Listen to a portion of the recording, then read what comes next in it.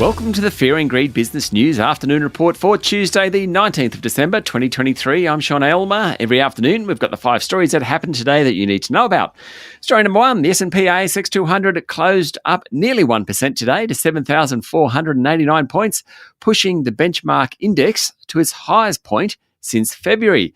The bourse is up 3.5% in the last 5 trading days and just 1% below its 52-week high.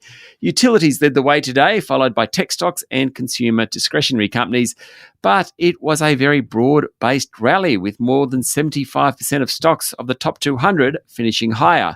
QBE jumped 3%, the best of the large caps. James Hardie's, Goodman Group and Aristocrat Leisure were all up 2%, and REA Group, WiseTech Global, Transurban, Wesfarmers, Woodside, Macquarie, Fortescue, the list keeps going. They're all up more than 1%. Qantas didn't do so well. It fell nearly 2%. Best on the day was Battery Metals Group Liontown up 11%, while Neuren was up another 8% after yesterday's big jump. Worst was Weebit Nano, love that name. It was down nearly 6%, while Tabcorp wound back some of yesterday's gains, dropping 5%. Aristocrat, Macquarie and Westpac were all scheduled to pay dividends today, a nice little Christmas present for shareholders. In corporate news, AGL Energy plans to build a 500-megawatt grid-scale battery at the company's Hunter Energy Hub in New South Wales.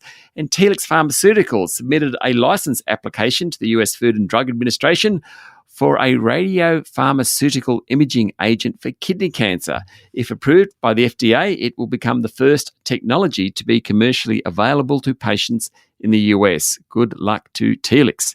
Story number 2, Allkem-Livent's $9.7 billion proposed merger has won the support of shareholders, with more than the needed 75% voting for the deal. The combined businesses will become the 3rd largest lithium player in the world. Tonight, Livent shareholders in New York are expected to vote for the deal. Today, Allkem's shareholders did so. Peter Coleman, Allkem chair and former Woodside CEO, will become the new company's chairman. Livent chief executive Paul Graves will become CEO of the merged group. The 56%, 44% link-up between the two means each Allkem share will be exchanged for one share in a newly created US company called Arcadium Lithium. The structure is expected to give Allkem investors about 56% of the combined group.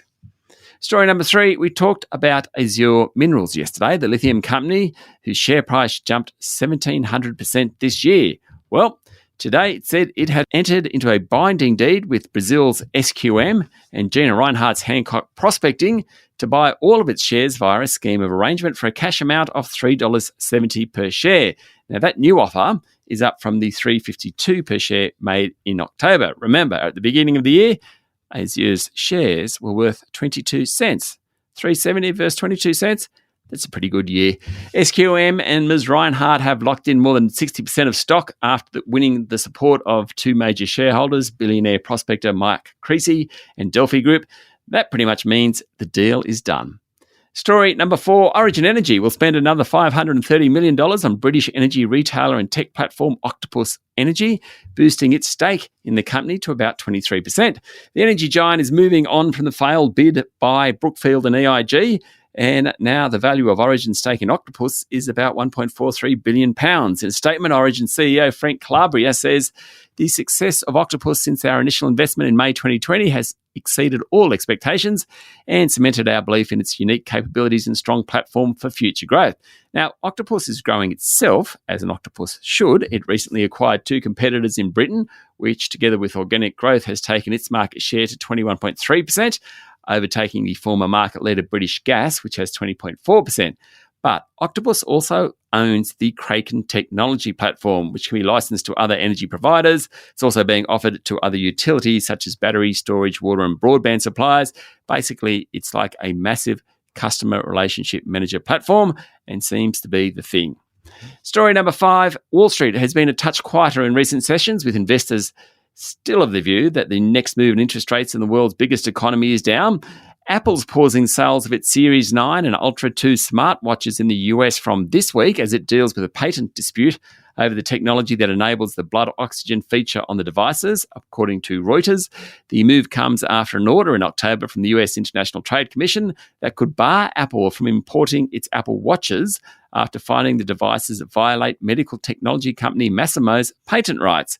Bit of work to do there for Apple. There's also a big deal on Wall Street overnight. US Steel agreed to sell itself to Japan's Nippon Steel for about $14.1 billion. That's it for the afternoon report for Tuesday, the 19th of December, 2023. Don't forget to hit follow on the podcast and find Fear and Greed on LinkedIn, Instagram, X and Facebook. Join Michael Thompson and I tomorrow morning for the Fast 5 by Fear and Greed. The top 5 business stories you need to know in just 5 minutes. I'm Sean Aylmer. Enjoy your evening.